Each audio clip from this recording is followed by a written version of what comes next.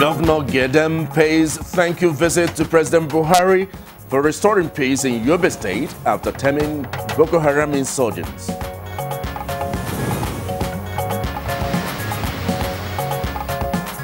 Today we can demonstrate with clear examples that what makes Africa work are the ingenuity and the resilience of the people.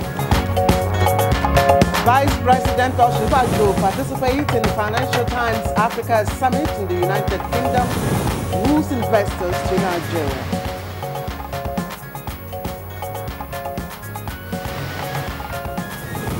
Federal government pledges fairness as trial of Boko Haram suspects commences in 3 detention centers across the country.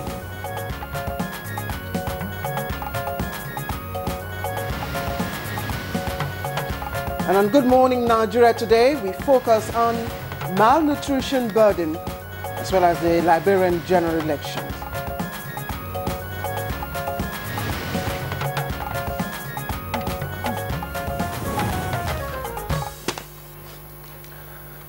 Recent statistics about nutrition in Nigeria are not only alarming, but also call for immediate action by all. Indeed, Cliff, about 78 million out of the Nigeria's estimated 180 million people are said to be under 15 years of age, and 13% of this figure, which approximately puts it at about 10 million, is said to be at risk of becoming mentally deformed in adulthood. Now, that's due to nutrient deprivation, particularly lack of iodine in the diet. And a UNICEF report released in July of this year also pulls more than 2.5 million Nigerian children to be suffering from severe acute malnutrition, 30% underweight, and about 1 million near starvation. Indeed, Nigeria also has the highest number of stunted children under the age of 5 in sub-Saharan Africa, and again, second highest in the world with about 37% of all stunted children. Claire, is indeed quite worrisome because between 13 and 18 Nigerian children are said to die of malnutrition and related diseases every hour, making the country to rate highest among the world's severe wasting, with about 1.9 million children each year. In other words, 1 in 10 of all severely wasted children worldwide live in Nigeria. And probably, Cliff, that might be the reason UNICEF, has declared that malnutrition has become a public health concern or emergency in Nigeria. Now, it puts 1 out of 5 children, in Nigeria to be malnourished, and 2 out of 3 children in Nigeria are not being given the right food nutrient. Well, Claire, while poverty is the major contributor to malnutrition, children from rich homes are also said to be affected due to ignorance, inadequate diet, inadequate care, unhealthy households, and food insecurity are other factors said to be responsible. Now, Nigeria has envisaged this scenario and had fashioned out $912 million action plan on nutrition. That's for 2014 through 2019, but it has remained largely underfunded. Now, the country's $100 million counterpart funding of the policy is hardly captured, Cliff, in the annual, federal budgets, and that's very, You're right, Claire, because sometimes you put an action plan to get the resources to really meet it. It's usually a challenge. And the present government has, however, taken up the issue of malnutrition seriously, and has not only come up with policies such as the homegrown school feeding, but also moved to address the issue through other interventions. Indeed, but then a lot more needs to be done to reverse the unpleasant statistics to save Nigerian children from dying, stunting, and of course the risk of being mentally deformed. And, well, Cliff. Well, it's really an issue because why is the issue of malnutrition so high in Nigeria? What should be done to address it? Who should be in the lead? And when should it start and how will it be done?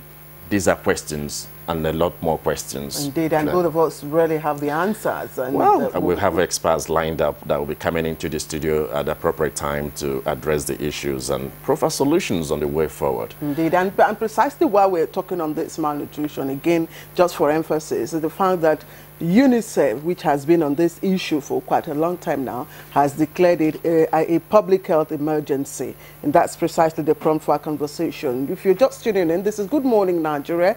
You're right on time for our takeoff. And my name is Claire Delabo Abdurrazak. It's always a pleasure to have you join us.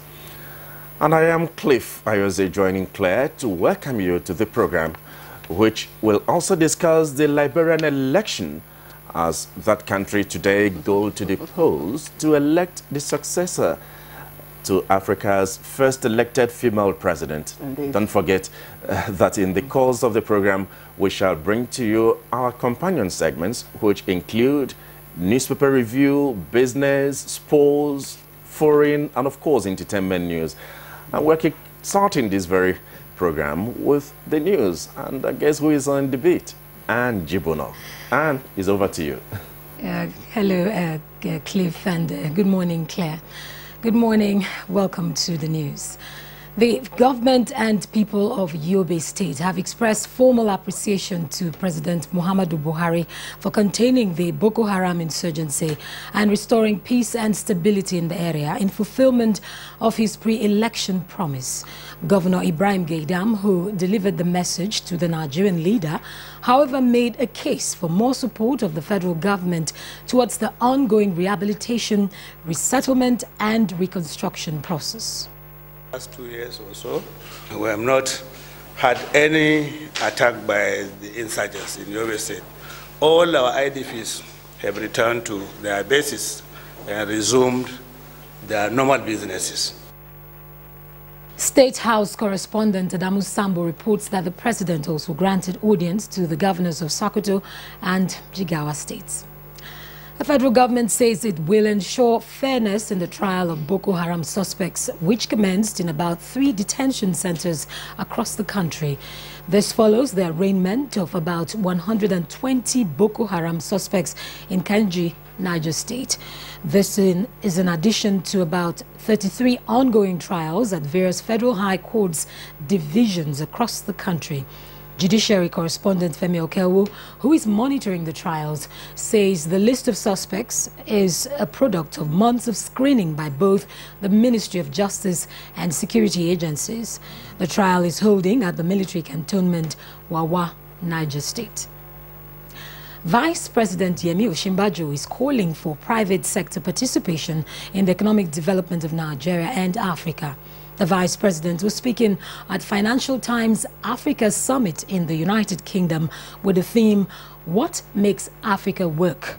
Professor Yemi Osinbajo emphasized that the economic development of any nation depends on prudent management of resources.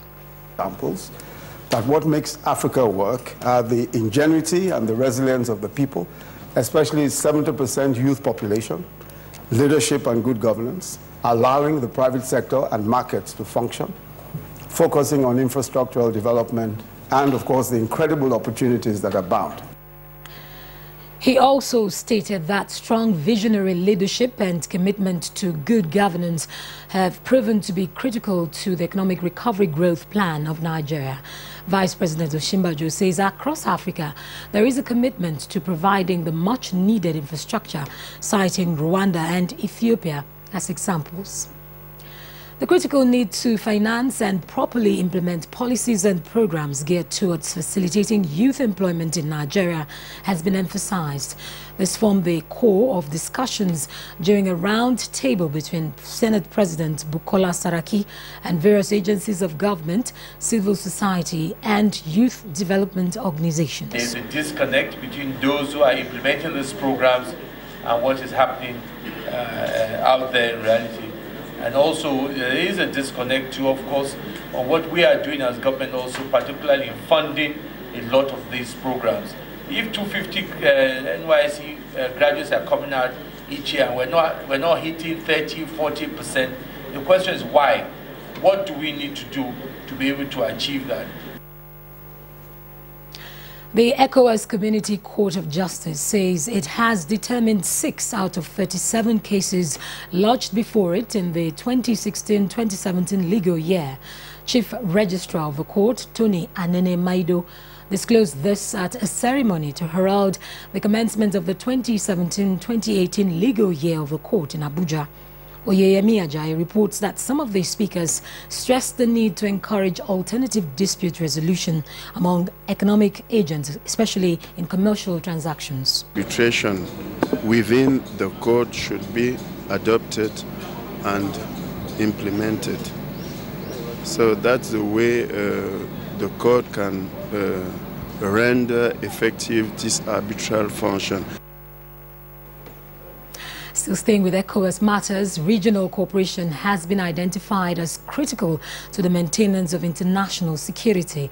It is in view of this that the Director of Peacekeeping and Regional Security of the ECOWAS Commission is set to undertake a command post exercise for a more proactive ECOWAS standby force. Olajide Bello reports that the initial planning conference is aimed at confirming the draft exercise specifications and consolidate on the draft initial plan.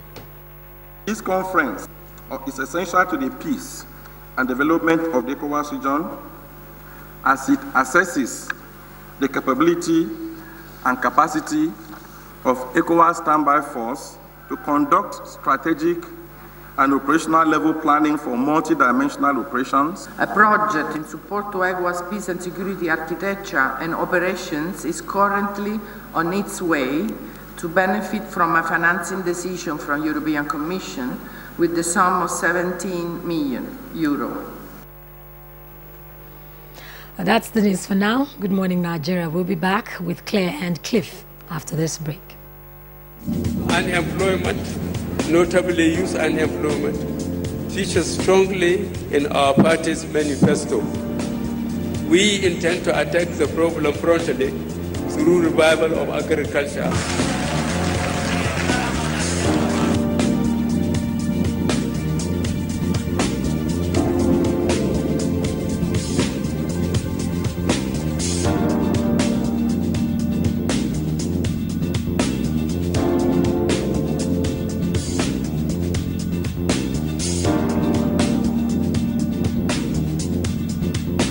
The 30K is going a long way. Actually, I bought an acre of land for 60K like 2012, and presently I have a cassava farm and a yam farm.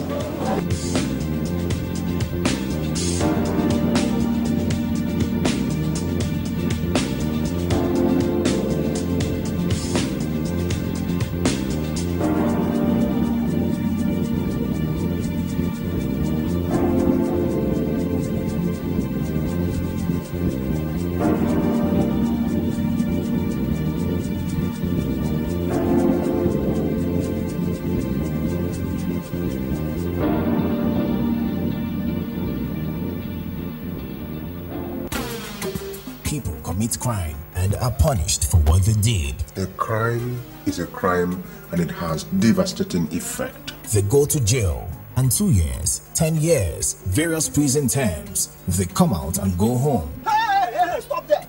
Where do you think you're going to? They try to reintegrate with the society. Is what? A scum feed. Come back, it's not that bad. But does the society accept them? The prison was just for punishment. Stigma is another thought-provoking and rib-cracking episode of Professor John Bull. Join us this week as we take you on the journey of the story of an ex-convict with two-faced Dibia. My canteen don't say to that black place. What did he say you are? You are good or a native doctor? Restaurant, I've been in a shrine. Over and out. Brought to you by Glow. The largest data network, Glow Unlimited. Hot and dry condition causes the body to sweat, which attracts germs that are easily passed from one person to another. Dettol Cool combines Dettol's protection and an invincible icy feel for super cool confidence. Use Dettol Cool. Whenever pain occurs, you want quick relief. Try new Nurofen Express. It goes to the source of pain and gets to work in under 15 minutes. That's why Nurofen Express delivers fast and effective relief. New Nurofen Express works at the source of pain fast. Being a mom is great, but when your child has a fever, you don't know what to do. I trust Nurofen for Children to take care of my child's pain and fever. Effective relief you can trust. Helen! Your kitchen gets 10 out of 10. Thank you. This also gets a 10. Should we see the toilet now? Sure. This gets just 1.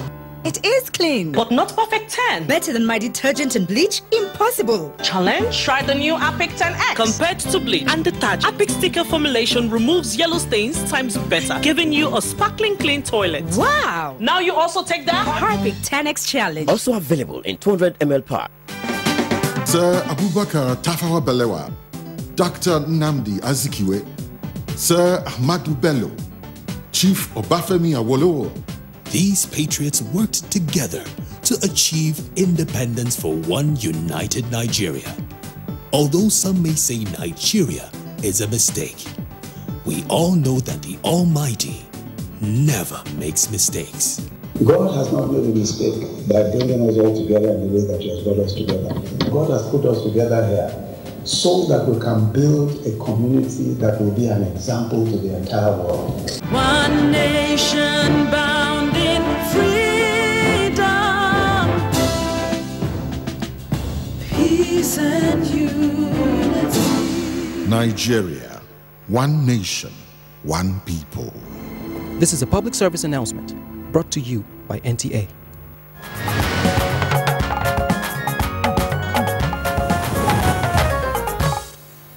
All right, this is Good Morning Nigeria, live on the network service of the Nigerian Television Authority, the NTA. Time for us now to talk a bit of business. And as the IMF World Bank Group meeting progresses in Washington, D.C., economic experts also converge on Abuja, Nigeria's capital, for 2017 Economic Summit commencing today. And Joy Uzo will tell us more about this and other stories on Business News. Hello and welcome to Business News. As the 23rd Nigerian Economic Summit kicks off today, there are high hopes for the nation's economic development as private and public sector professionals and civil society chart a new course for the accelerated actualization of the Economic Recovery and Growth Plan, ERGP. So we expect that when we meet, we're not going to waste 3 days of deliberations with the public sector. And so, at the end of the day, we expect to have results. Vice President Yemi Osinbajo is among prominent personalities attending to share their thoughts on critical issues concerning Nigeria's economy. This year's summit is looking at opportunities, productivity, and employment. The Nigerian government will need to deepen its collaborations with forensic and investigative auditors in the country if it hopes to totally win the fight against corruption. President Association of Forensic and Investigative Auditors, AFIA, in Nigeria, Dr. Victoria Enepe, who stated this in an interview with NTA Business News in Abuja, also called on the National Assembly to give speedy hearing to the bill that will give legal backing to enable professionals in forensic audit more relevant. A lot of high-profile corruption cases in Nigeria are just gone like that. Even the one that they paraded them on television, telling us that they will recover, until now. None of them has been sanctioned. So in this case, forensic auditors are saying that we have all it takes to put in place some mechanisms, sophisticated mechanisms that can prevent fraud from happening. The only thing they will do now is to adopt forensic and investigative auditor. Let them patronize, made in Nigeria. It will be good for us, so that they will not be going to outside the country to bring foreign auditors, as it were. The bill is our child, it's our baby, and we are working on it. My boss has asked me to tell them that he's going to rally support of his colleagues to see to the passage of the bill, and we know the prospect of the bill is there for better practices, to raise standards, for forensic practice in Nigeria. With some level of success already recorded in fraud cases using forensic and investigative audits, stakeholders believe that support from government, the National Assembly and relevant bodies will go a long way to keep fraudsters on their toes or make them jettison fraud completely. The Minister of Finance, Mrs. Kemi Adeosun, has said the thought of saddling future generations with unserviceable debts is not part of the President Muhammadu Buhari-led administration's agenda. Adeosun stated this in an article entitled "The Debt Debate," deconstructing the debt story, in which she explained the debt history, the short-term strategy, and the medium to long-term outlook for the economy. She said anyone who thought that the economy the administration inherited in 2015 was in need of minor adjustment was deluded. The minister stated oil prices had plunged from a height of over $120 to a low of $28 per barrel. Yet the country had foreign exchange reserves of $28.34 billion, having declined by $16 billion in the 2 years to June 2015 from a high of $44.95 billion. Equities market on the floor of the Nigerian Stock Exchange closed Monday on a positive note, with the NSE All-Share Index appreciating by 1.41% to close at 36,831.93 basis points. We now bring you a graphic summary of the closing figures.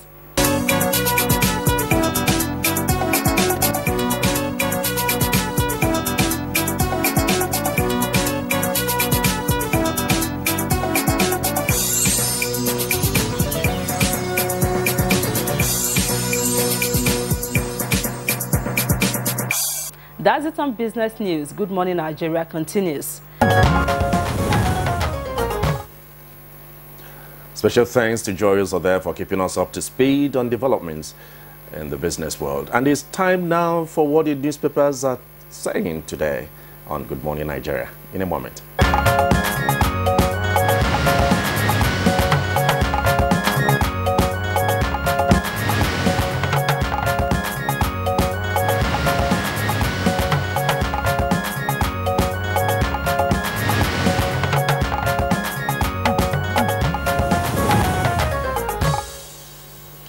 And Bayo is right here. Bayo, good to see you again. Good morning, Cliff, and good morning, Bayo, Nigeria. It's nice to have you around. Thank you very much. Cliff, let's quickly start off with the Nigerian pilot. Okay. And it has a story, the lead story.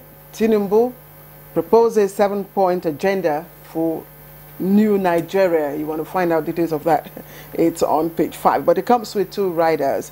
Urges national infrastructure plan, return of commodity exchange boards, and the second rider, reduction of dependence on petrol dollars and others as well.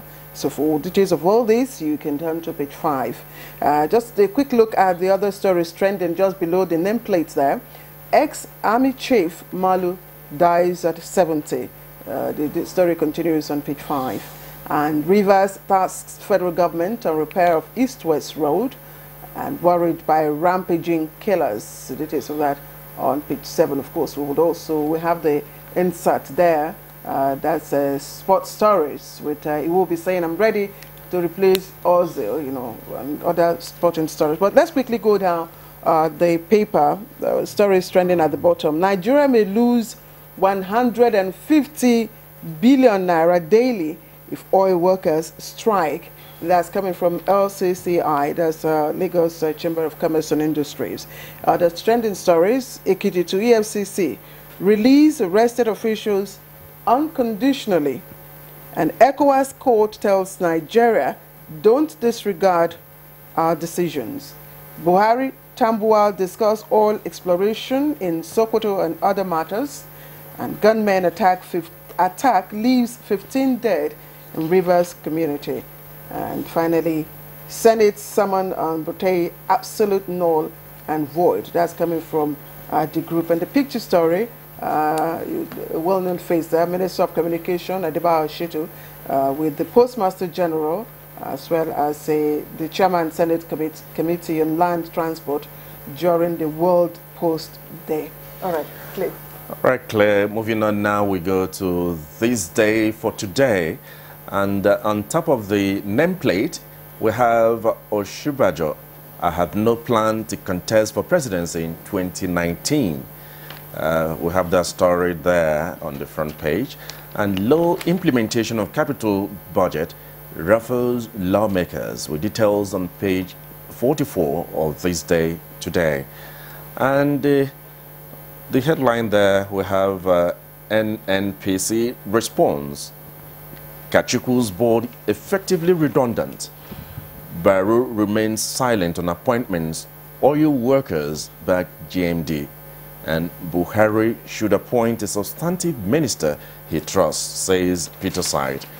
And other riders there, Abuja heads to court over absence of Southeast representation on corporation's board. And the picture story on this day this morning is marketing Nigeria to global audience. We see President of Dangote Group, Alhaji Aliko Dangote, Vice President Yemi Osinbajo, and the Minister of Information and Culture, Alhaji Laye Mohammed, at the Financial Times Africa Summit held in London yesterday.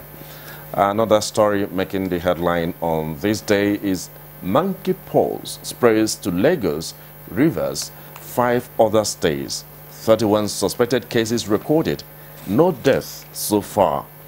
And the lower part of the newspaper have FG offsets 26 billion naira MDA debt to discos against their debts to MBET. With details on page 44. Bayo, I think you have to come in here. We have still the NNPC story, the monkeypox, and of course, yes, not contest. Let's start with the monkeypox. The update from the Center for Disease Control is that so far we now have 31 cases reported in about 7 states. The states are Bayelsa, Rivers, Akwa Ibom, Cross River. Others are Lagos, Ogun, and Ekiti. The coordinator and chief executive of the Center for Disease Control, Dr. Chikwe Ihekwazo, says that it is unlikely that many cases are actually monkeypox. They are waiting for the results to confirm.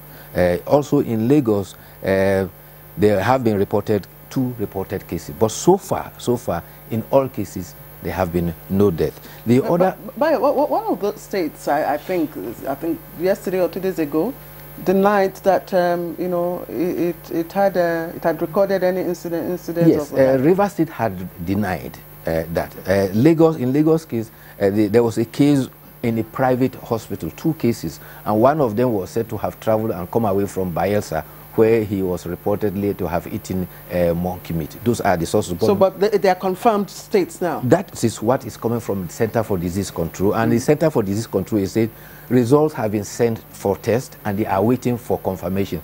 And there are possibilities that many of them are actually not monkeypox. And these so states include Bayelsa, Rivers, yes, Ekiti, yes, Akwa Ibom, Lagos, yes, Ogun, and Cross River states. Yes, so those are the 7 states that have been listed so far. Now, talking about the killings that happened at Umoshimi in Obiapo local government. It's sad.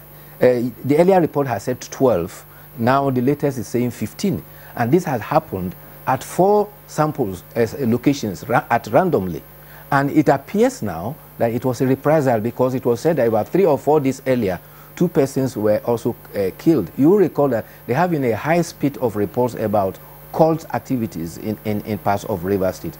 Sometimes it gets mingled up with some political interests and political clashes too. But the Commissioner of Police, Zaki Ahmed, has said they have sent in detectives and there are high indications that any time from now they'll be able to trap them and bring them. Because this is happening right almost in the city. Obiakwa is the largest. Yes, in the heart of Port Harcourt, or River State, as the case may be. Now the NNPC thing.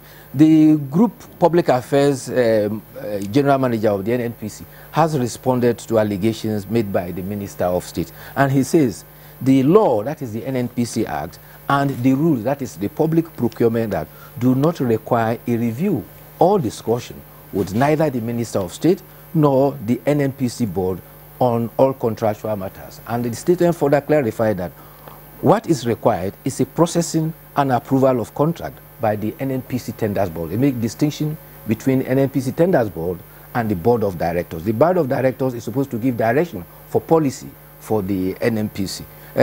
So those are the clarifications. And they also added that, in fact, there is some exaggeration and misrepresentation. They said there is what they describe as crude term, direct sale, and direct purchase are not contract, as were reported. Bayo, it's hard. We have other papers. Yes. Because we have a double, two-legged issues today to discuss, we shan't be taking some of them. But all the stories that we've talked about are also carried in most of the papers, Independent, The Sun, and of course Cliff House these days. So at this point, we'd like to really appreciate you, and also to warn that the health officials do say, reduce your handshake because of contact with people, and also constant washing of hands. Yes, of course. That should be routine, for the sake of hygiene.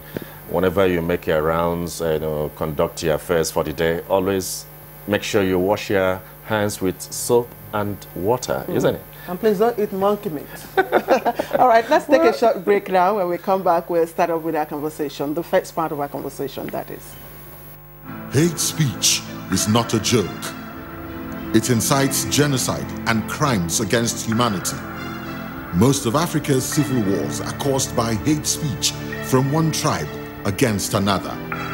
We don't want it here.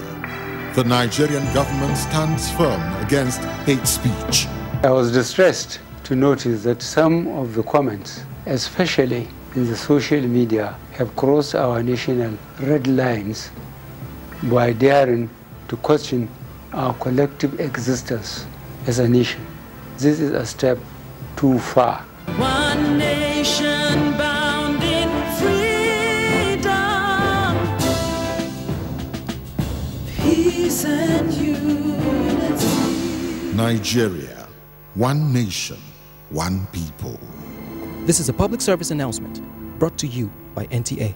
What makes a Niger mom powerful? I encourage my kids to learn new things, and if they get hurt, I rely on the power of my Dettol's One Capful to fight germs. My family needs protection from germs. I use the power of Dettol's One Capful to disinfect surfaces and clothes. I trust the power of Dettol's One Capful for bathing. The power of Dettol's One Capful protects from up to 100 illness-causing germs. Be a powerful Niger mom with Dettol. Be 100% sure.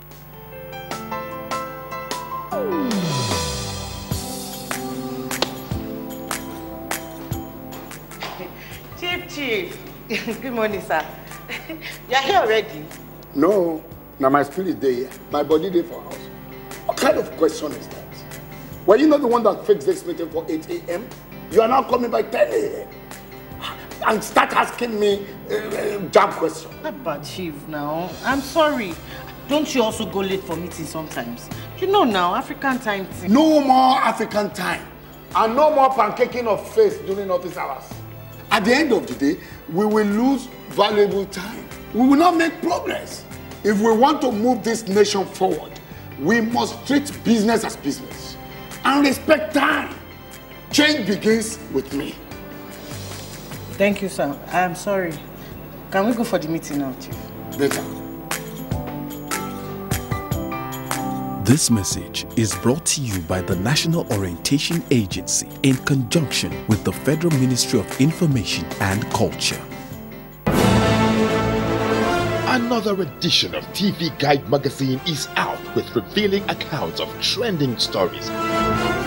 With the dwindling oil revenue, he says there is no reason to worry. We strongly believe that culture is Nigerians' new oil, and we're going to show that by creating wealth, our art and culture will be a statement for all of us.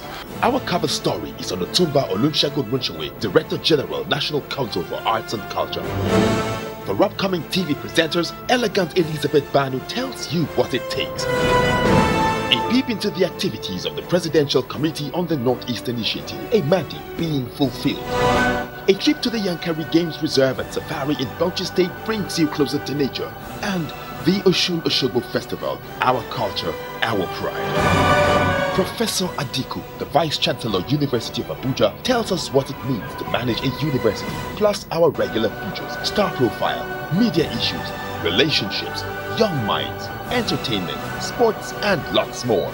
Pick your copy now at the vendors or at every NTA station nationwide. TV Guide, still your indispensable companion.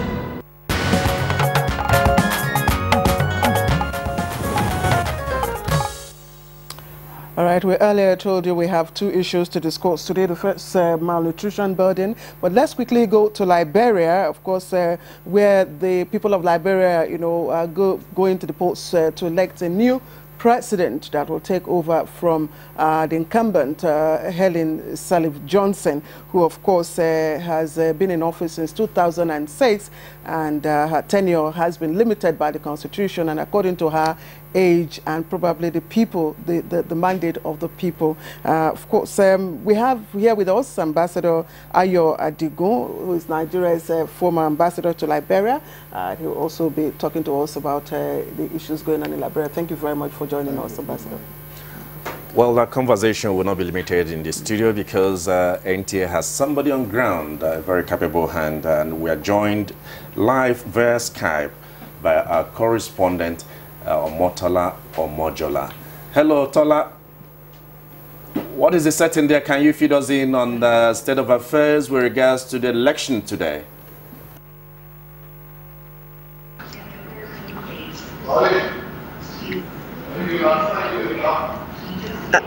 Hello. What's the situation report with regards to the election taking place today in Liberia? Cliff, as we know, the election is today, and the election is supposed to commence by 8 a.m. Liberian time, and from what we know, everything is set. The standard bearers have been spoken to like 2 days ago. The UN and other observer missions here in Liberia came together and had all the standard bearers in one room where they discussed issues that could be conflict areas in the election, and they had a resolve that it's going to be a peaceful election. So everything looks pretty good. Everything looks good. People are prepared. We try talking to people on the street. They are enthusiastic about it. They want this transition, and they want a better life for Liberians. How many people, how many people are contesting the presidential seat? We, of course, we are aware of the popular footballer, but can you give us an idea? About 20 standard bearers, and there's one woman among them, and of the 20, to say there are about 6 of them that are very popular, semi-popular. We're talking about former footballer George Ware. There's the vice president, incumbent vice president Joseph Boakai. There's Benoni Urey, who's a telecoms magnate here, and is known and popular for bringing telecoms Lone Star to Liberia.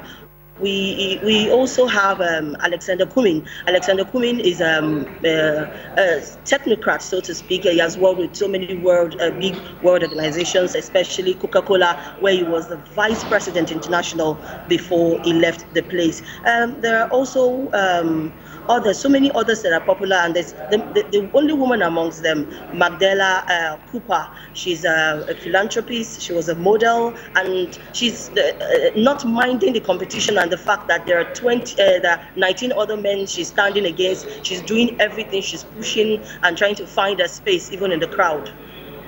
Sorry, Cliff, we know that this is a very critical election for Liberia, post the first presidential election transition. What can you tell us about the feeling of the people, how are Liberians, taking this election? I said earlier that Liberians are very enthusiastic about this election. They don't want war. They don't want. They've gone through a very terrible time. When you speak to them, you feel their pulse one-on-one. You know that they have no other choice than to have this election go on as smoothly as it can be. And thank God for the observer missions that are here. Everybody is also working. People are working hand in hand. Organizations are working hand in hand to ensure that it is peaceful. The people are enthusiastic. I was at the front of the residence of the President of the Republic, and there every day women have been occupying, and they've been standing there saying that it's all about peace, that it has to be peaceful. And from what I gathered yesterday, talking to people around, I discovered that that occupation is something that started in 2000. 2003, and in 2003 they actually used that occupation that women spoke to peace in Liberia. Women brought about peace in Liberia. By in 2003, they were all at the office they were with the president then, President Charles Taylor, and they all interestingly that they circled. They were around him, making sure that all the none of those people who were involved in the peace negotiation was able to go out, and threatened that if they were to go out or forcefully go out, then women were going to go naked. They were all about that because I think they're doing that because they know that women have been victims of the war, of the crisis that's gone on in Liberia. They've seen their children die, they watched their husband killed, and even their girls raped, and even the mother. So they are standing in the gap and saying that it has to be peaceful, whatever it takes, that they're going to do this, they're going to make this work, and there's a ripple effect of it all around this community. If wherever you go, you see them, they're enthusiastic. Right, special thanks to Omotola Omojola for that insight into the elections taking place in Liberia. I know that we'll expect more reports from you in the course of that very election. Well, thank you so much. We come to former ambassador to Liberia. You've been there, you know the people, you know the feelings.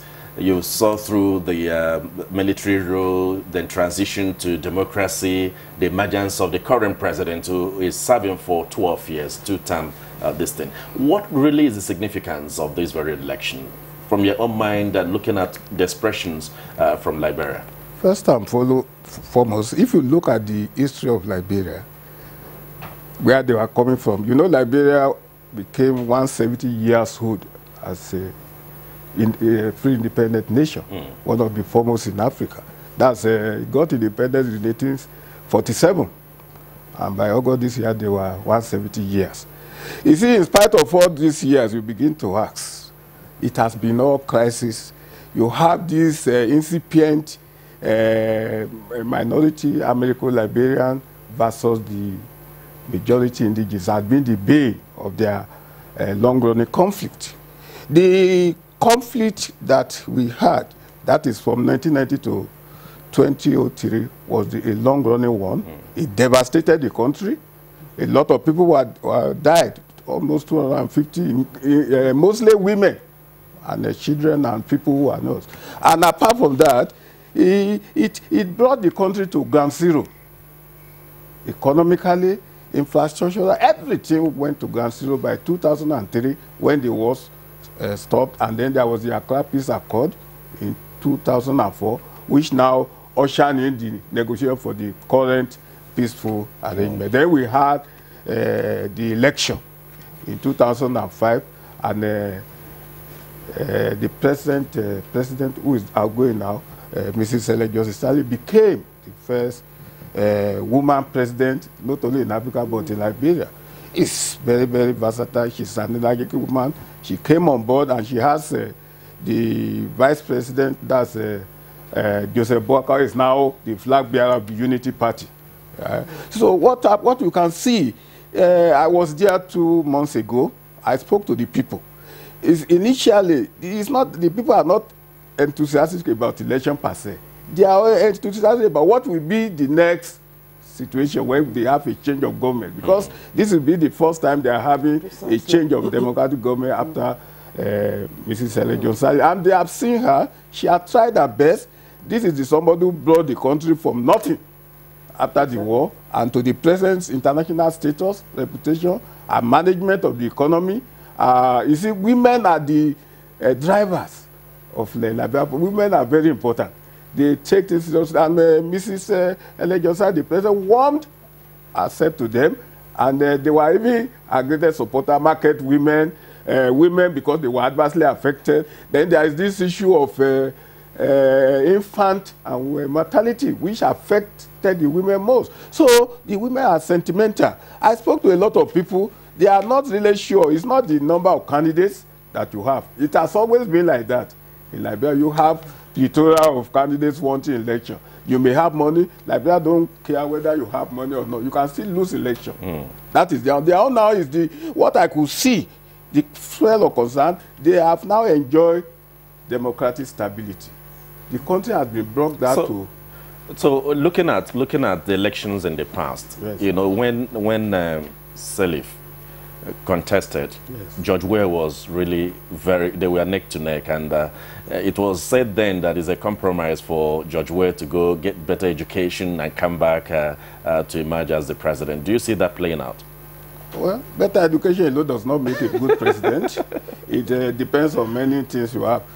What happened was that the first election, post-war election, you see, their system, they have what they call two ballot system. Okay. You may not, it's like from the ones we have seen, the antecedents, nobody has won the first ballot in the presidential election. They go for a runoff.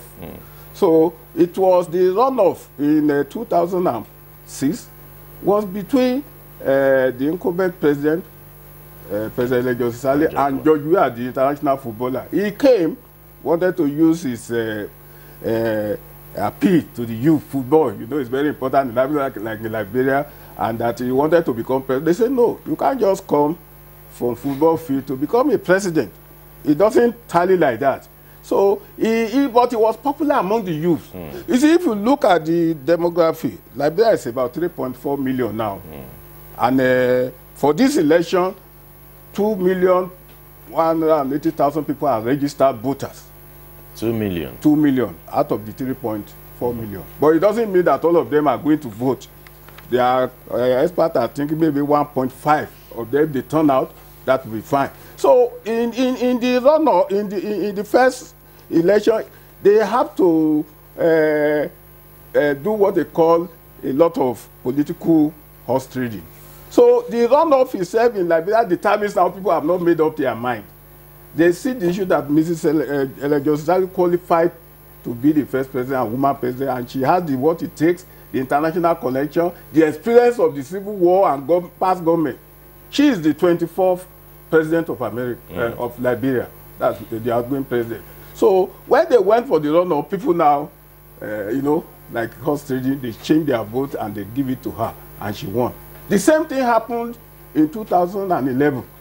But this time around, George Weah did not feed himself in his party. He fed another person who now also equally lost.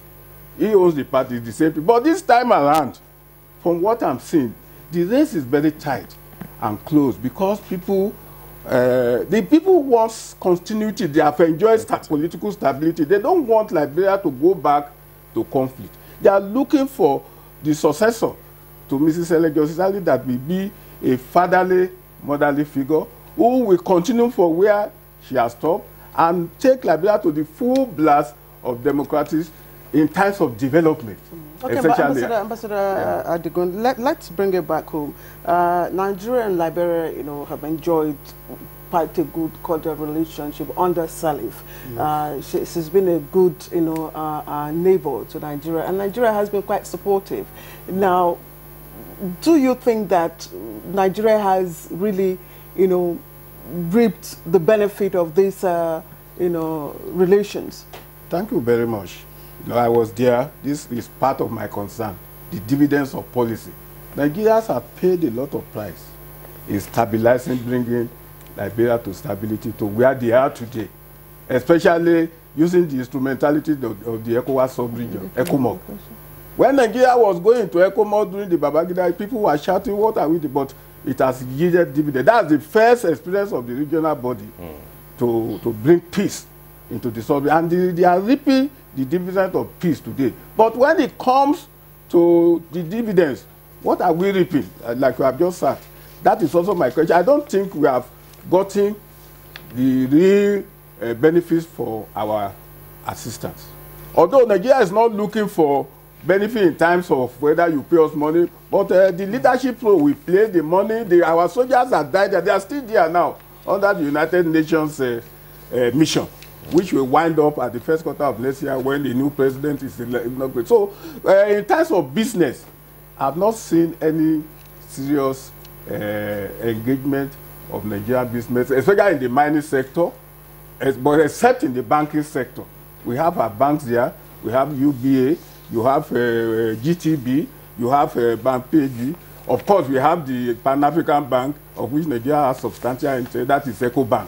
Yeah. All these are there, and we are providing employment. Because in Liberia, unemployment for the youth is a critical issue. I think we're getting signal. That's where we have to really wrap it off on this very segment. Special thanks to Ambassador Ayo Adegun, former Nigeria's ambassador to Liberia, for making our time to give us more insight into Liberia and its presidential elections. We thank you so much. Thank you very much for having me. This is Good Morning Nigeria. We'll be back in a moment with another interesting topic. If you hear a bomb explosion or gunshots of an active shooter, that might be a terror attack. At such times, always remember 3 action words: run, hide, report. Don't try to run towards the terror scene to save the situation, because there might be a second bomb blast or another attack. Run far away and take cover. Make sure you are safe first. Yes, it is in our nature to sympathize over the hurt, but remember, only trained personnel can help in such situations. When in a secured environment, promptly call relevant authorities and help will come. For anonymous reporting, call 09630-3250-5 or 0813-2222-106. If you see something, say something. Nigeria, unite against terrorism. This message is brought to you by the Federal Ministry of Information and Culture. It's about that time. States across the country coming together for one purpose, one goal. They are young, they are solution providers. The NTA ETV Children's Expo 2017, holding at the NTA Arena, Area 11, Garki, Abuja, with the theme Renewable Energy, Industrialization, Arts and Agriculture as tools to bring Nigeria out of economic recession, with sub-themes post-harvest processing and preservation, and using arts and crafts to promote tourism. Date 22nd to 27th October 2017. This expo is open to ages 6 to 12 years for junior category and 13 to 18 years for the senior category. It's about the Art, Science and Technology Expo. For sponsorship consideration, please call the following numbers.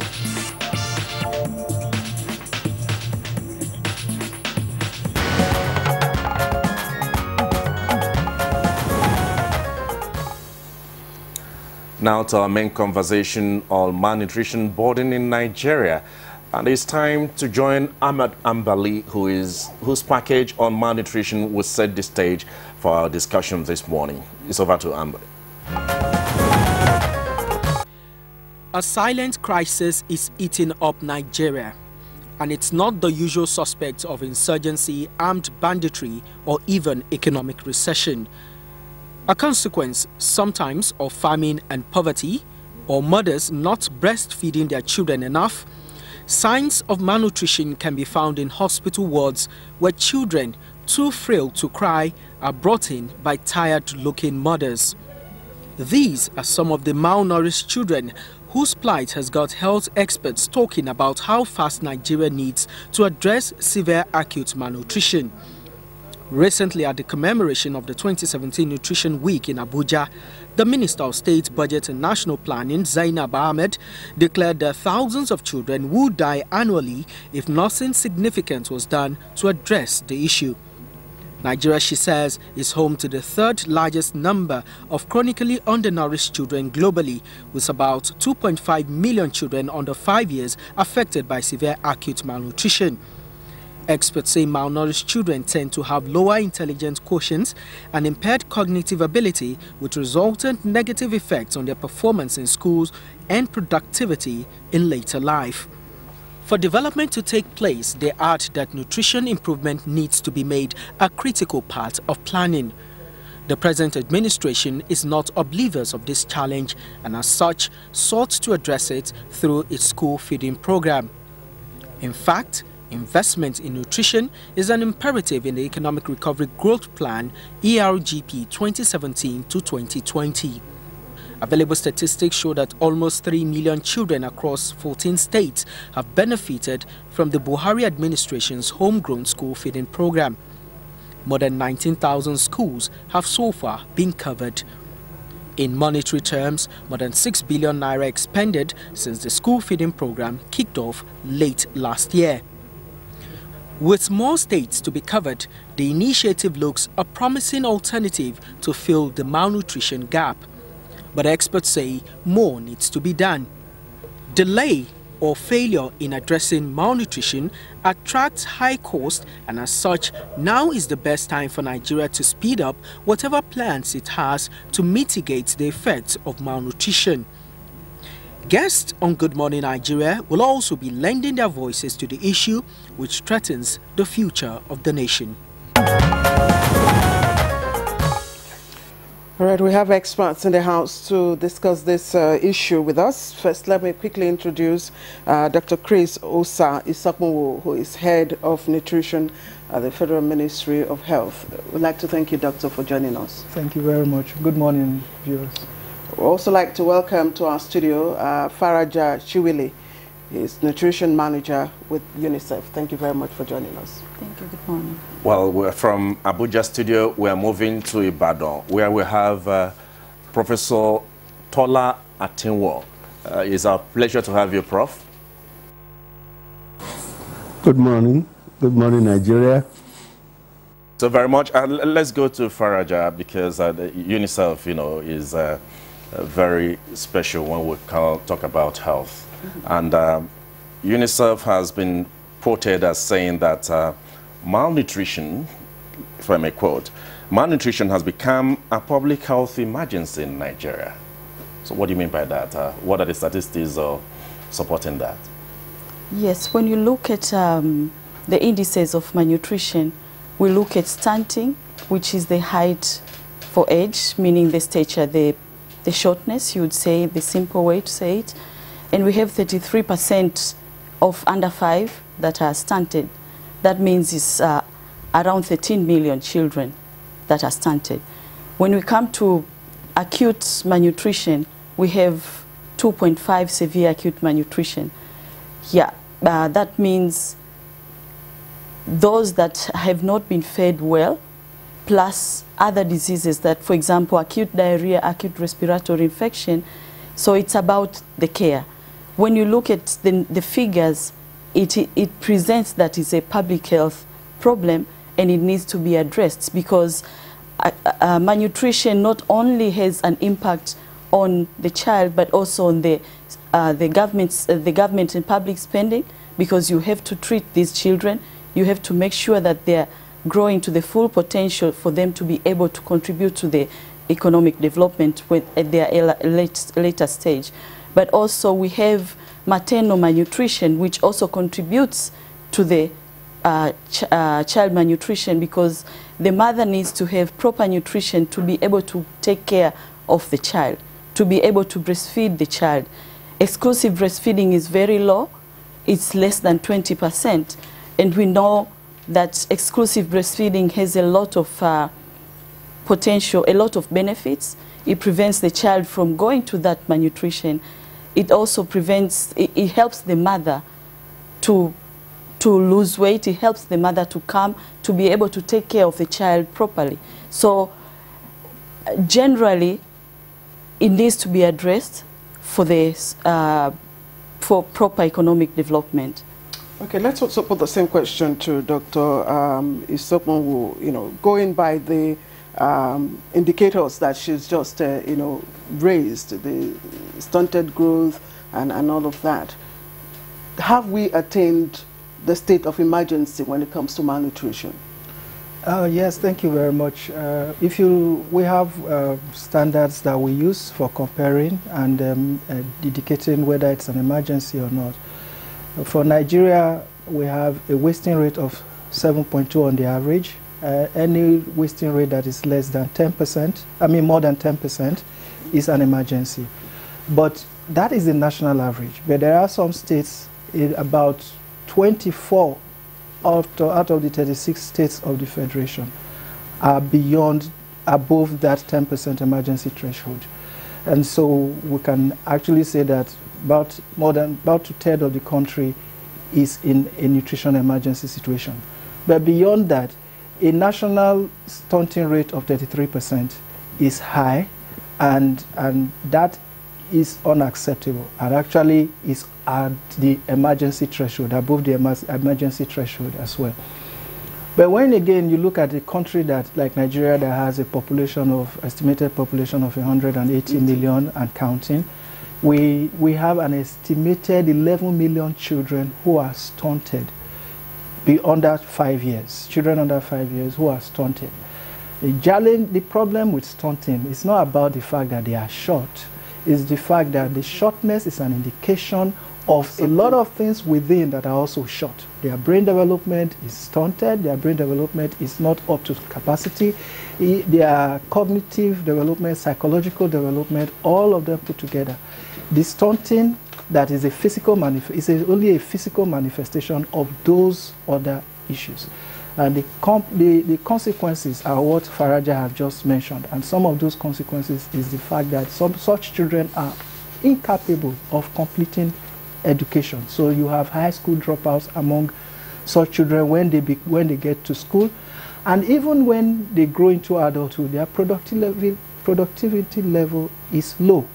In fact, the statistics show that an adult who was stunted in childhood would earn at least 10% less than his counterpart who didn't have any malnutrition situation. Okay, before we bring in Dr. Atinwo here to also get his perspective on whether or not, we've attained the emergency, just like for you to make a clarification between stunted growth and shortness. Great, thank you. You see, when we talk about stunting in children under 5, there are standards that you use, and any child whose height is too short for his age is regarded as stunted. That standard has already taken care of the hereditary shortness, because as children grow up, they grow almost about the same level of age. Those that will be short will begin to reduce their growth spurt compared to those that will be tall. But then this range, let me use, like if you had a graph and there's a range like this for those who are tall and those who will be short, anyone less than this for a particular age is stunted. And I can tell you that almost all cases of stunting would be as a result of nutritional deficiency, one nutritional deficiency or the other. Thank you, Dr. Chris. I think we need to go to Ibadan now because we're talking of malnutrition being an emergency situation in Nigeria. Looking at the statistics raised by UNICEF and, of course, collaborated by Dr. Chris, essentially in the area of stuntedness and 20% low exclusive breastfeeding in Nigeria. Prof, from your research, what is actually the true position based on your research and observations? Does it support the position of UNICEF and the other discussant? The name is Tola Atimo, for correction. As far as the exclusive breastfeeding is concerned, the rate is very low in Nigeria. With a population of 180 million people, our women are not practicing exclusive breastfeeding. The prevalence rate is barely 20%, and that is not good enough.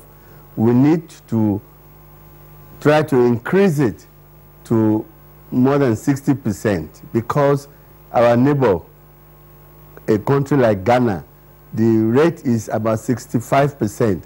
As at 4 years ago. And there's no reason why Nigeria should be falling behind with a rate of 20% exclusive breastfeeding. Now, exclusive breastfeeding is very critical. A child that is exclusive breastfed from birth is likely to have a low risk of diarrhea, of any of those childhood diseases. And the woman that breastfeeds the child will also have a low risk of breast cancer. So you are killing two birds with one stone. Breastfeed your child, and the child will not give you any problem about diarrhea or anything, or even measles, at least for the first 6 months of life. UNICEF and other development partners are very correct that the exclusive breastfeeding rate in Nigeria is too low. Something must be done urgently about it.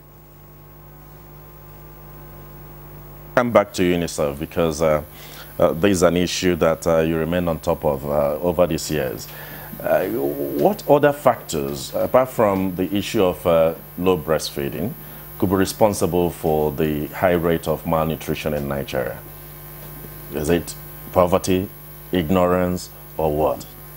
Yeah, the causes of malnutrition, the main ones, the immediate causes are dietary intake and also diseases. But also there is one component that plays a big role, which is the care. So apart from the feeding, the care encompasses the care for the child from the mother.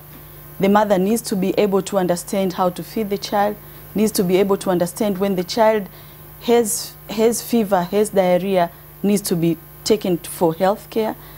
Also, they have to be able to assess the health services. There are issues of water and sanitation, the environment. You know, when the child grows, the child crawls and can take anything on the floor. So the caretaker needs to understand that the environment that the child lives needs to be clean. At least, even if it's on the ground, it needs to be swept. They need to make sure that if you have poultry, the waste of the poultry needs to be far away, because it's easy for the child to consume it and have diarrhea, and you have a lot of issues. But then there are underlying causes which we normally know: the issues of education, the issues of food security. Food security goes beyond that than just accessibility, utilization, and availability. If somebody does not have a farm to grow crops, for example, if they depend on farming, it's going to be difficult for them to have food produce. So they will have to depend on either borrowed or rented land, or become laborers, which is not easy for them to be able to produce for the family, because you only get small amount to you. In the end, you have the basic causes that includes poverty. So poverty is not the main problem, but there are poor people who are able to get their children well nourished and well taken care of. It's because of the understanding. If they're able to get the right information at the right time on how to take care of the children and themselves and the mothers, I think we'll be able to break the cycle of malnutrition. But you're talking of poverty. I understand malnutrition is not restricted to the poor, so to say, because the well-to-do are also affected based on research. Why is this the case? The well-to-do, it's about the knowledge on what you need to do for the child, what you need to feed the child. For example, if the mother is not aware that exclusive breastfeeding is important for the child, will not breastfeed the child only for 6 months. But also there should be laws that protect that group, because most of those middle to high income, they work. So there is the issue of maternity leave, which will allow them to be able to exclusive breastfeed their children for the 6 months. But also at the same time, the well-to-do, most of the time they have people who take care of the children. Those people also need to understand that you need to take care of the equipment, because diarrhea doesn't just come because you are able. It comes for several reasons. If you do not sterilize the equipment, if the mother does not take care of the child themselves, for example, a house help supports in terms of preparing the milk, and they are not able to clean the bottles properly, the constitution of the milk is not done properly. So there are issues that needs to be looked at in totality in terms of care. So it's not just to look at the high income and middle income because they have money, they will be able to take care of the children. It's because that they need to have the knowledge. All right, let's just bring in Prof here from my Ibadan Network Center. And I'm wondering, you've listened to the lady from UNICEF here. I'm wondering if you do have classifications of malnutrition, because when you talk about malnutrition, the general idea is you see a child with a protruding tummy and maybe sunken eyes and all that. Are there classifications based on maybe, okay, not having enough food or not taking enough food, but not enough nutrients and all that? Well, let's start from the basics. Food is necessary, but it's not sufficient to prevent malnutrition. Yes, there are classes of malnutrition. That's why we talk about stunting, wasting, and underweight. Nigeria has has made giant strides in the area of food security at the national level, but it is not quite okay at the household level. So in the same household, you can have an overnourished, obese mother and an undernourished child in the same household. And that's why we talk about the double burden, where the mother is obese or overweight and the child is underweight. So there is a need for more advocacy, more nutritional education to be provided, so that people can know, they can learn how best to take care of their children in terms of nutrition.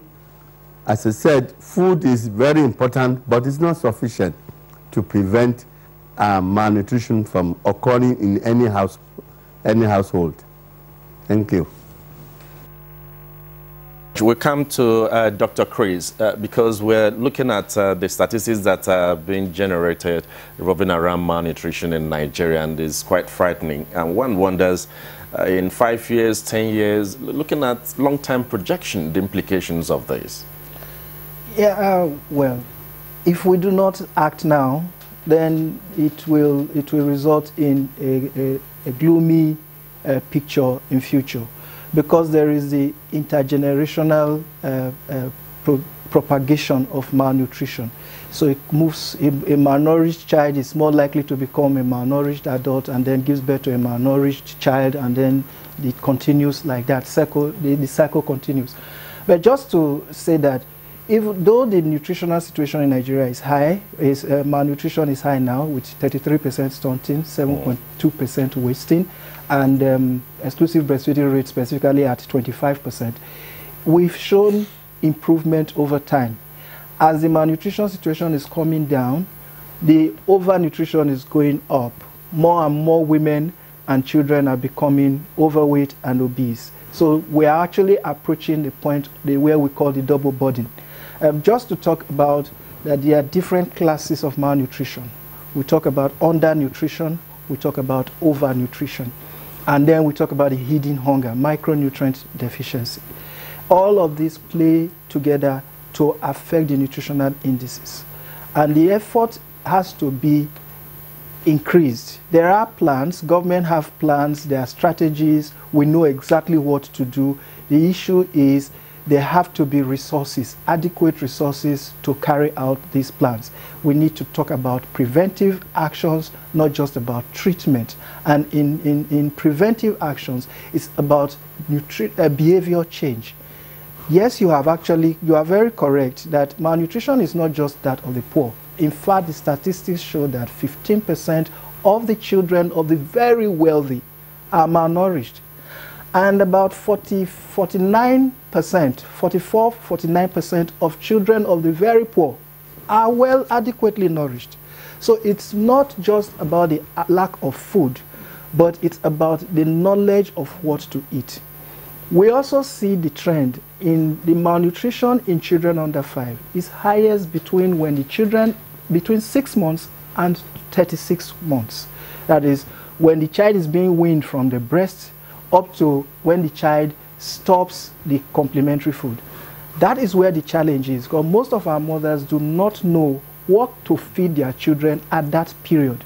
Most cultures just give their children gruel. What could be responsible for that? That is the lack of nutrition education. Mothers need to know that after 6 months, the child should have adequate nutrition. Adequate nutrition in this case, you talk about frequency, you talk about diversity, and you talk about the consistency of the food itself. And when I'm talking about diversity, we say that we've categorized food into 7 groups. And a child should have at least, his meal should come from at least 4 of those 7 groups on a daily basis. If you permit me, I would like to mention the 7 groups so that people can know exactly how to do it. The first group, you talk about the grains, roots, and tubers. Those are largely the starchy foods, like the maize, the rice, cassava, yam. They fall in that group. The second group are the legumes and nuts. Legumes like beans, nuts like groundnut and the likes. Whatever nuts, even the egusi is a nut. The ogbolo is not. Then you talk about the third group, you talk about vitamin A rich fruits and vegetables. Fruits and vegetables that are often like the red, orange colored fruits and vegetables. Carrot is not, it's a vegetable anyhow. You talk about tomatoes, you talk about watermelon. Then the fourth group are the other fruits and vegetables, those that are not exactly classified as vitamin A rich. You have a fifth group, that is milk. Milk and dairy products like yogurt, breast milk form a group of its own. And then there is a sixth group, which is egg. Egg is in a group of its own. And the last and seventh group are fleshy foods. Now, a child's meal should come from at least 4 of those groups on a daily basis. Now, it's simple. People think, no, but it's expensive. It's not exactly expensive. It's about knowing how to do this. If you are breastfeeding your child and you give the child pap with a paste of groundnut in that pap, you're already talking about 3 groups. And then you put freshly prepared juice. Luckily in Nigeria, we have different kinds of fruits at every season. Now, if you vary that child's meal on a daily basis like that, this child is going to get adequate nutrition. Unfortunately, culturally, and it's across board, most children are fed only on pap and salt. Many cannot even afford milk on it. Meanwhile, the mother has breast milk. So it's about educating our mothers on exactly how to feed their children. Now, again, I must not overlook the fact that there are disparities in the nutritional situation in Nigeria. It's worse in northern Nigeria than in southern Nigeria. In fact, in northeast and northwest, it's an average of more than 50% of children being stunted. And yet there are regions in southern Nigeria, like the southeast, where you have about 12 to 16% stunted children. So why is that disparity? It's not exactly, again, that there is poverty, because when we did a research recently on food security and household, most of the respondents in northern Nigeria did not say that they had a problem of lack of food. They all, about 80% of them, if I must refer to the statistics appropriately, said food is not the problem. Of course, their understanding of food is a different thing. But like Faraja said, malnutrition is an interplay of diseases, food, and lack of care. So if there is food and there is no appropriate care in this case, you start with exclusive breastfeeding within 1 hour of birth up to when the child is 6 months, and then adequate complementary feeding continuously until the child gets into the adult meal. Then we'll have adequate. All right, Faraja, let's even put a cost to this whole burden. What is the financial implication, to a society with high, percentage of malnourished children, and what does it take to, treat complete treatment for a malnourished child? Yeah, the cost implication that has been calculated is that the nation would lose 2 to 3% of the gross domestic product. But then, if you look at the cost of treating a child, you're looking at on average of $160. That includes also the cost of health workers, because you need to pay them salary, you need to make sure that you transport the supplies. The supply itself, it costs around $45, which is equivalent to around 18,000 naira. So to treat a child, if you're talking of in terms of supplies, is around 18,000. Around 18,000, but then if you look at totality in terms of making sure that there is health workers, there are drugs to give to the child, and the health system itself, you're looking at $160 per child. Okay, Faraja, thank you very much. Let's go to Professor Tola Atimwo. One statistics, so to say, is a bit frightening. So between 13 and 18 Nigerian children are said to die of malnutrition and other related diseases every hour, making the country to rate highest among world's severe wasting, with about 1.9 million. Let's go back to history, and from your research, when did we start drifting to this very level? Thank you very much.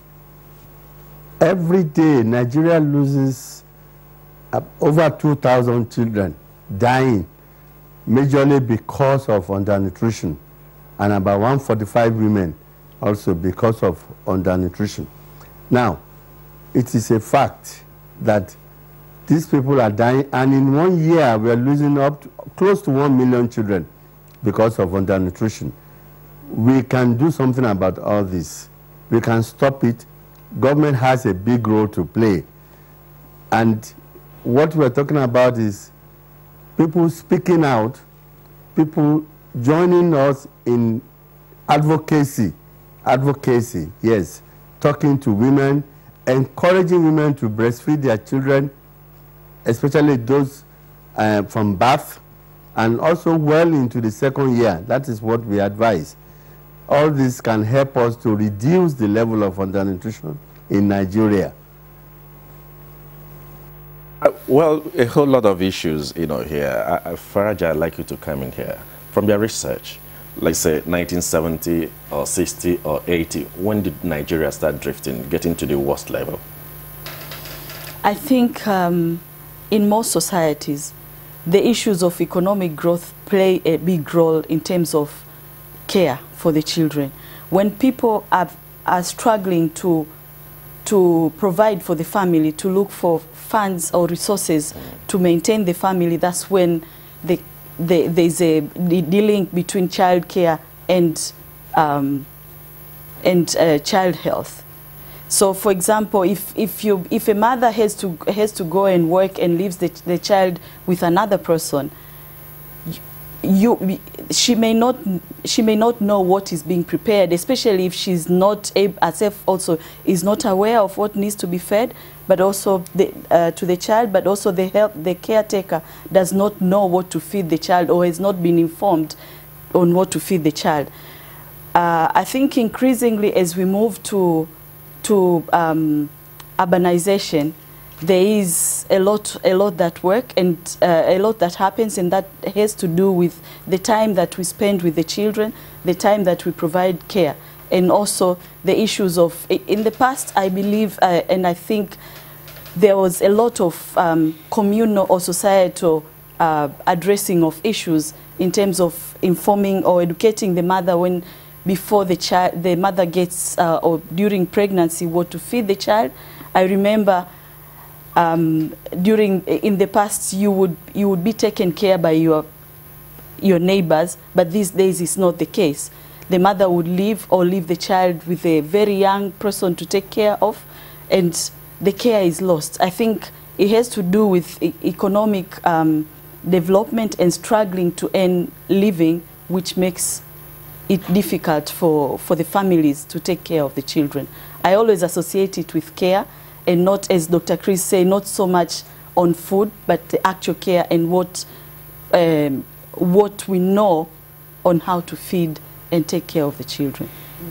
Now, who is responsible, or at what level should nutrition education commence?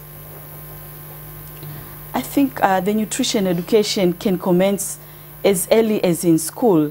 Before, we used to have extracurricular education where we are being informed on what to eat.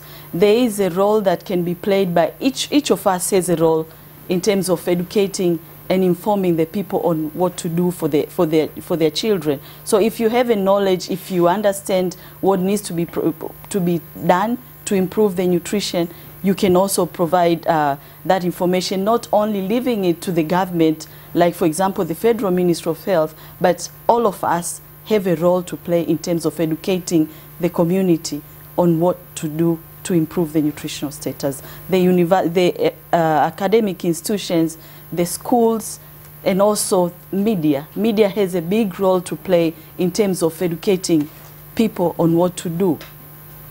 All right, Faraja, thank you. Dr. Chris, we'll come to you now because we know government has been taking a lot of measures, and research also shows that the crisis in the Northeast, must have contributed to the state of affairs when it comes to malnutrition in Nigeria. Taking that on one side, and the steps being taken by government, the school feeding program, that will have millions of naira being pumped in there. To what extent do you think this could address the challenge? The school feeding program is a laudable effort by government, not just to address malnutrition at that level, but also to increase school attendance. But we need to, while that effort is ongoing, we need to complement it with other efforts, especially focusing on, from the educational point of view, the early child development, focusing on children under 5. Because the statistics that we just mentioned are relating to children under 5.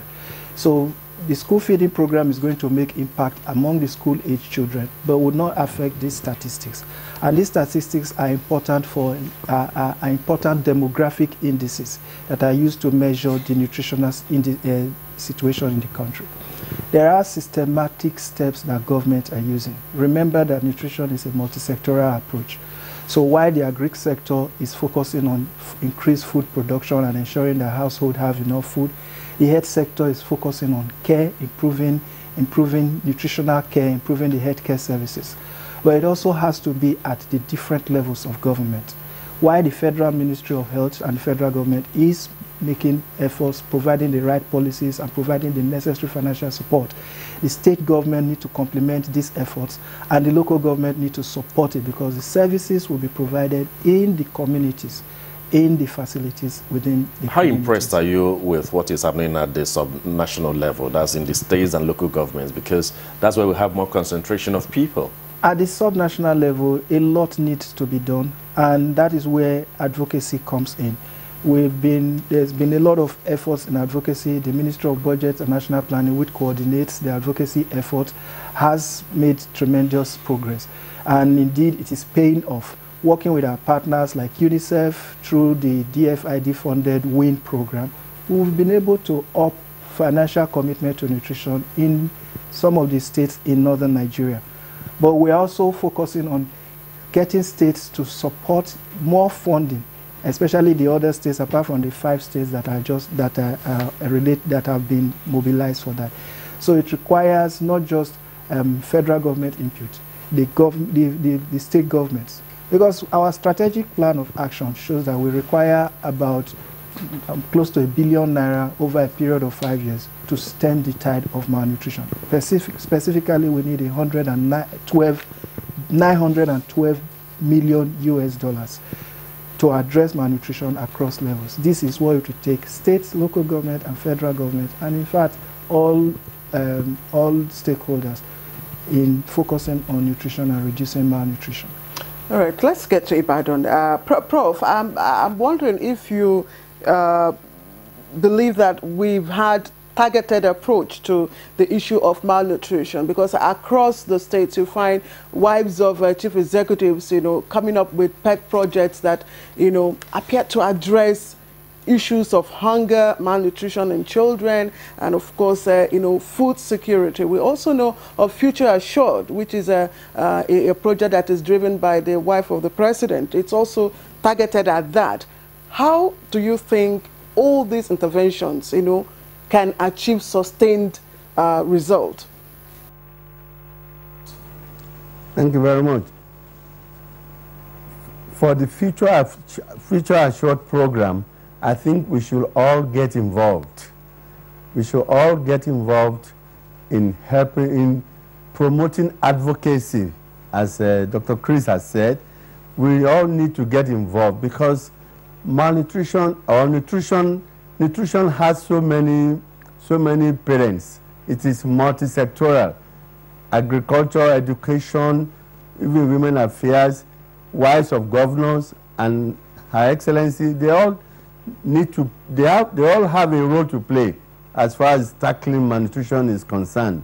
And I think that the Future Assured program is on the right track to assisting us to reduce the prevalence of malnutrition in Nigeria. The governors, the wives of governors, and even the leaders at the local government level, wives of local government chairmen, and even wives of world leaders, they all need to be engaged, to be involved in tackling this problem of malnutrition. We are in a crisis in Nigeria as far as malnutrition is concerned. We'll have to come back yes. to her, to respond to that. Then you take along with that, because UNICEF ought to collaborate with Nigeria and other stakeholders. What we'll be wondering, to what extent are you really collaborating? What kind of support are you extending to Nigeria, apart from the statistics being released every month and every year? So, and other non-governmental organizations, do you have any partnership with other interventions like the Future Assured? And what have you? Would you want to just look at that? Yes, I think in everything that UNICEF does, they do it together with the line ministries that, for example, nutrition is together with the Federal Ministry of Health, State Ministry of Health, and also the NPHCDA. So we are not working as UNICEF alone. We have been able, together with the Federal Ministry of Health and NPHCDA, been able to develop some of the strategies. For example, the recently infant and young child feeding behavioral change communication strategy, but also the strategy itself.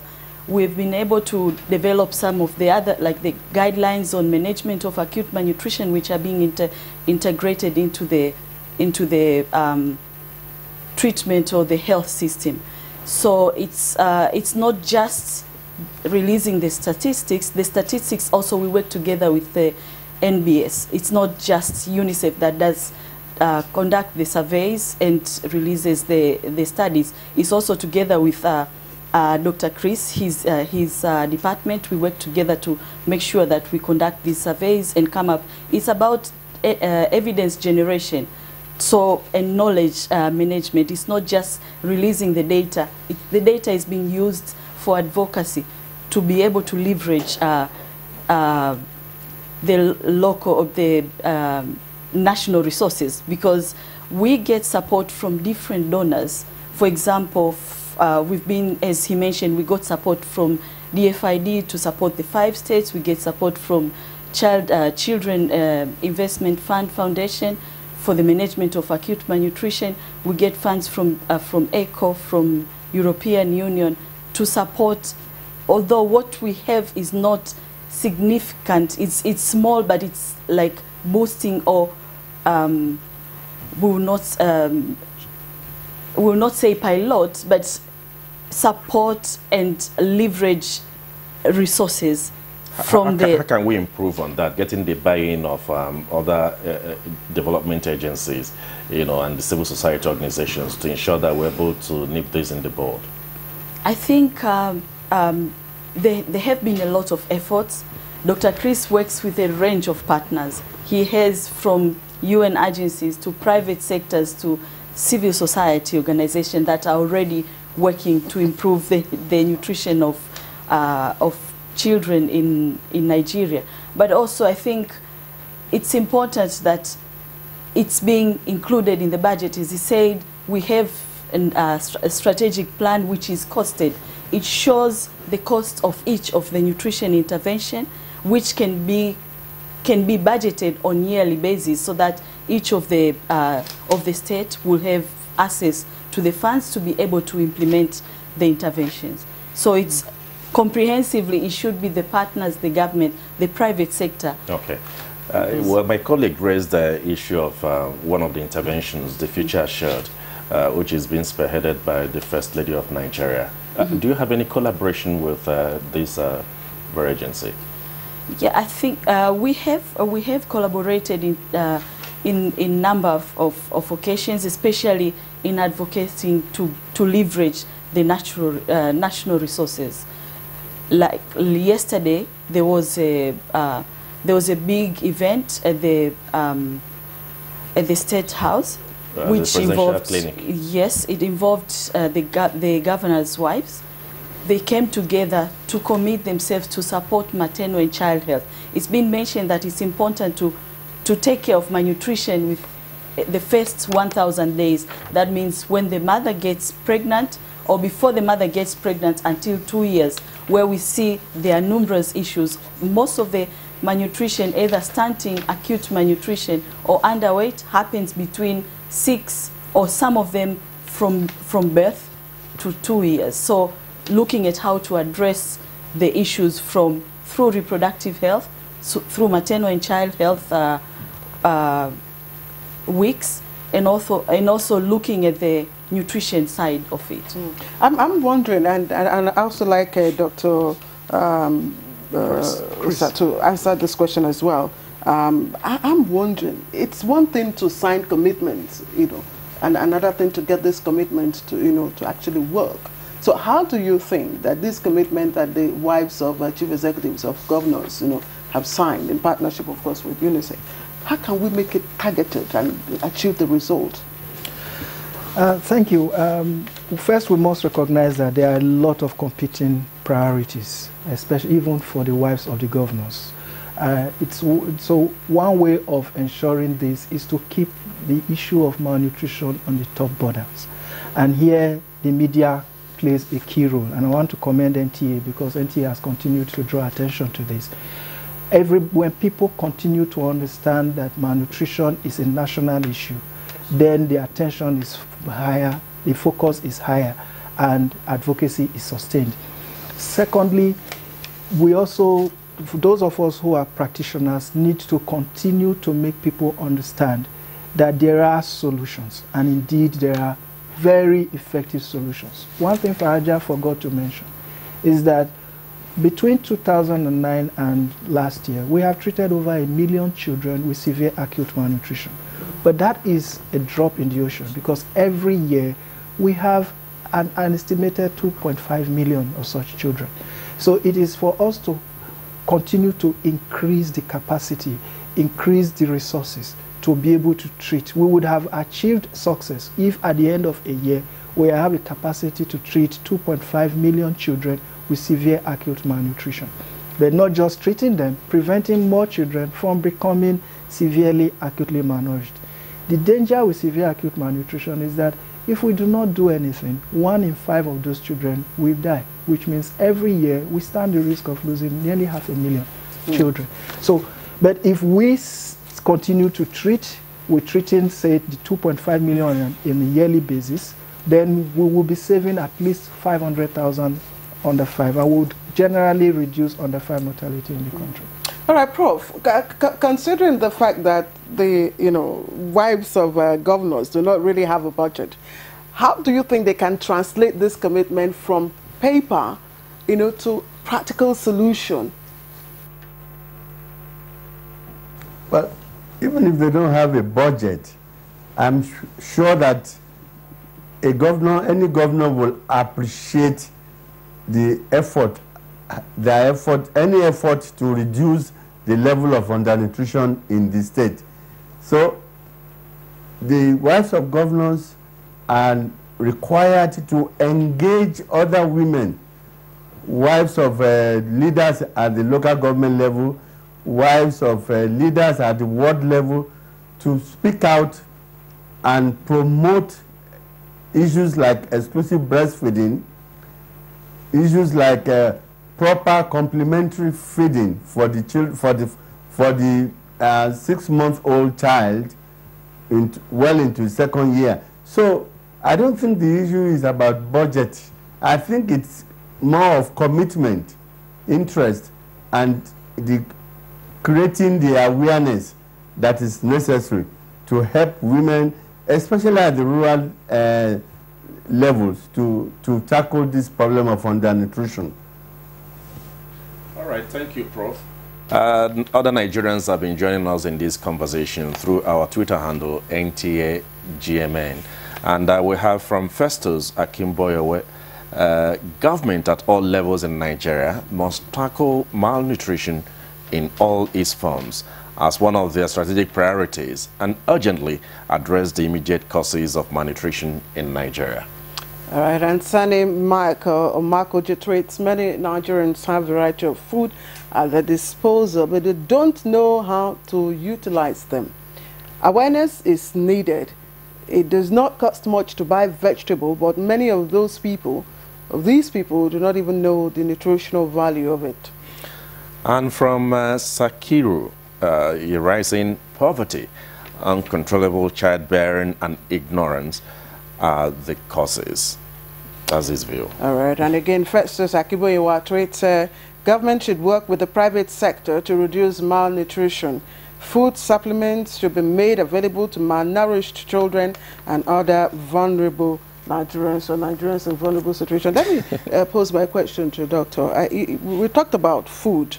You know, like you observed earlier on, that in some parts of the country, it's not the lack of food, you know. But is there anything in the food, in the quality of the food we produce locally, you know, that is nutrient deficient? I don't know how else to put it, yeah. Yeah, no doubt. There's no one food that can address malnutrition holistically. That's why we talk about diversification of food, because no one complete food group that can satisfy the nutritional needs. The government has also gone further to complement that effort, and that's why we have the National Fortification Program. Most Nigerians are not aware that the salt in Nigeria that is sold in Nigerian market is mandatorily fortified with iodine. The iodine is to address iodine deficiency. Secondly, most Nigerians may not be aware that sugar that is sold in Nigerian market is mandatorily fortified with vitamin A. The vegetable oil as well. Those are to provide those micronutrients which may be lacking in the meals for our people. Therefore, one other thing is educate our people to buy salt that are packaged and that are manufactured in Nigeria, because most imported salt may not have that iodine, and lack of iodine affects the cognitive development of the child, and of course lack of iodine will result in goiter. And you may have noticed that since 2005, between 2005 and now, when we started that mandatory fortification of salt with iodine, the incidence of goiter, people with those swollen neck, has reduced in the country. These are some thyroid issues as well. Yes, those are some of those efforts government do to ensure that those nutritional deficiencies are addressed in the population. It's a population-based approach. And we also have, for example, now biofortified food crops like cassava and and maize that are fortified with vitamin A. We talk about vitamin A iodine because these are micronutrients that are of high public health importance. There are 5 of them, of course, but we talk about zinc and iron and folic acid. So it's about addressing all holistically. Government efforts are ongoing, but it requires everybody to be on board, the private sector, government, and individuals. Thank you, Doc. Thank you, Doc. Let's go to Faraja now, because we want your closing remarks. If you are to develop a roadmap towards addressing this challenge, looking at its prevalence in Nigeria, what would be your submission? My submission would be to scale up promotion, protection, and support for infant and young child feeding. If we are able to educate every mother, we can use all avenues, from the religious leaders, traditional leaders, schools, everywhere, to educate the mothers to appropriately feed their children. As it was mentioned before, the issues of the timing of introduction of food, the issues of breastfeeding, the issues of continued breastfeeding and appropriate feeding practices, I'm sure we'll be able to address this issue. Thank you. We'll go to Prof now, just in 1 minute.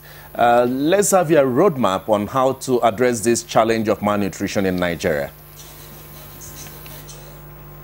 I also endorse what the UNICEF person has said, we need to tackle the issue of exclusive breastfeeding to improve the rate of breastfeeding in Nigeria.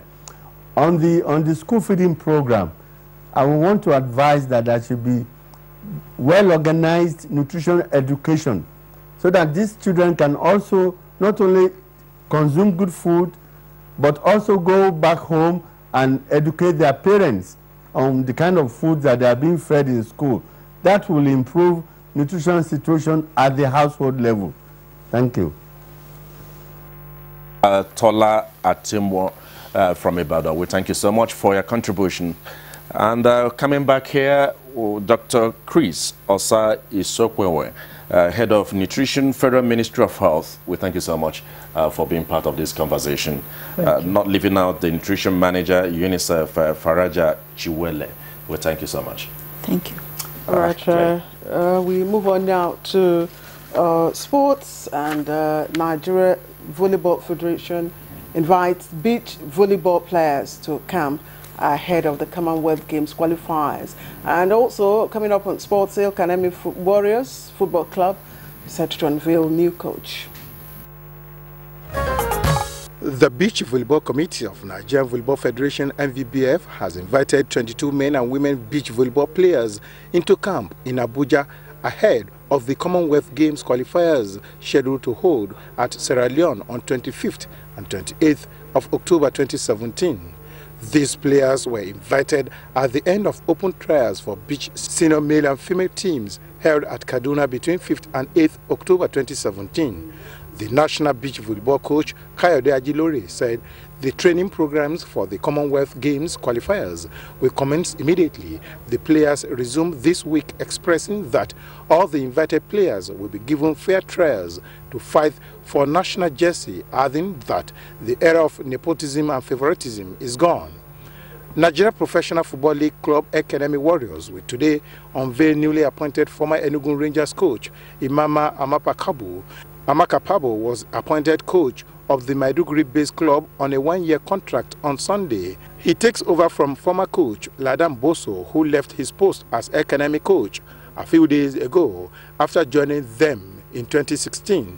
Amapakabo was in charge of Rangers when they won the MPFL title in 2016, ending their over 30 years wait for the title. And in tennis, Martin De Potro saved 4 break points in the decider to battle past Georgian qualifier Nicolas Basilashvili on Monday and reach the Shanghai Masters second round. The Argentine prevailed 6-2, 3-6, 6-4 to set up a meeting with Russian teenager Andrei Rublev.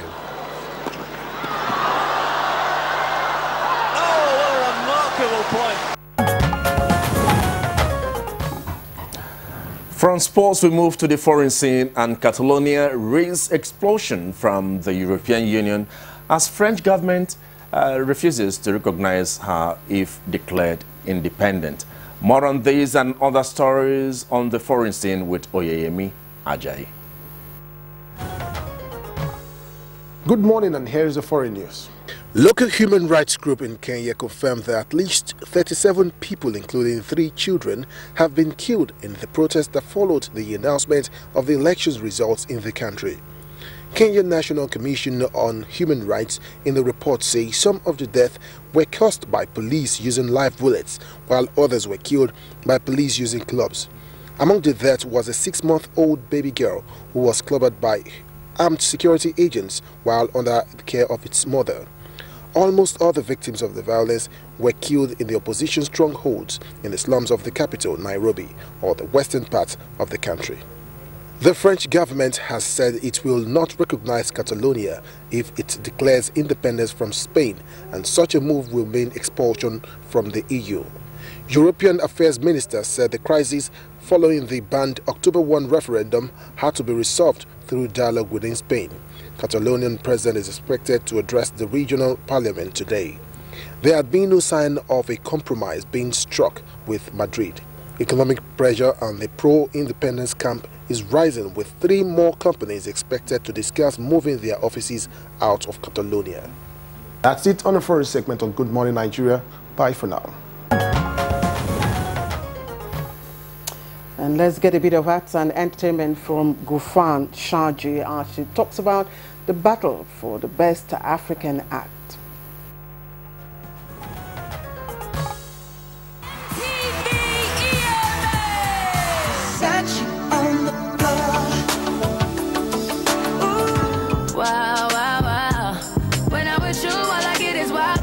The nomination list for the 24th MTV Europe Music Award has been released, and this time the African community is packed full with splendid talents from across the continent who have had an impressive year in review. These acts will battle for the singular category of the best African art.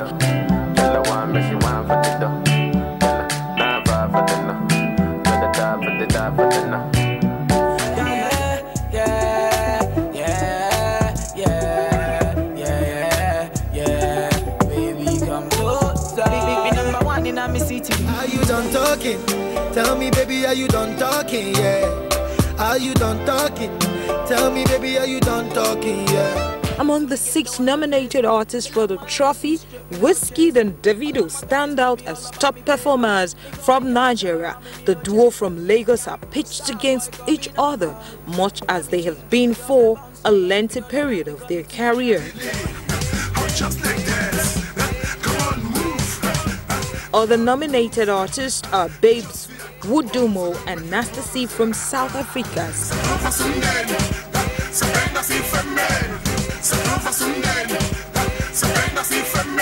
T4 Pedro from Angola, and Yashinsky from Kenya. We'll always have my heart. We're meant to be together, me and you. Oh, me and you. So it's countdown to November 12th when the 2017 MTV EMA will be broadcasted live around the globe from the SSC Arena in London. From Abeokuta to Sokoto through Kaduna, Owerri and Port Harcourt, what is the weather outlook like? Let's join the Nigerian Meteorological Agency for the weather outlook for the rest of the day. Glad to have you join us on the weather segment from the Nigerian Meteorological Agency. Due to the influx of dry northeasterly winds into the country, we anticipate a bit of relaxation in weather activities across most places, especially in the morning. And as such, we look forward to having a cloudy morning to partly cloudy skies across the extreme north, the central cities, down to the inland cities of the southwest in the morning. And isolated cases of thunderstorms are not unlikely in some parts of the southeast inland as well as the coastal belt.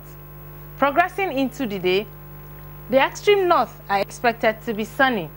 And due to the increased energy level in the atmosphere, isolated cases of thunderstorms are probable across the central states down to the southern cities. And this is where we conclude the weather forecast for Tuesday. Join us again.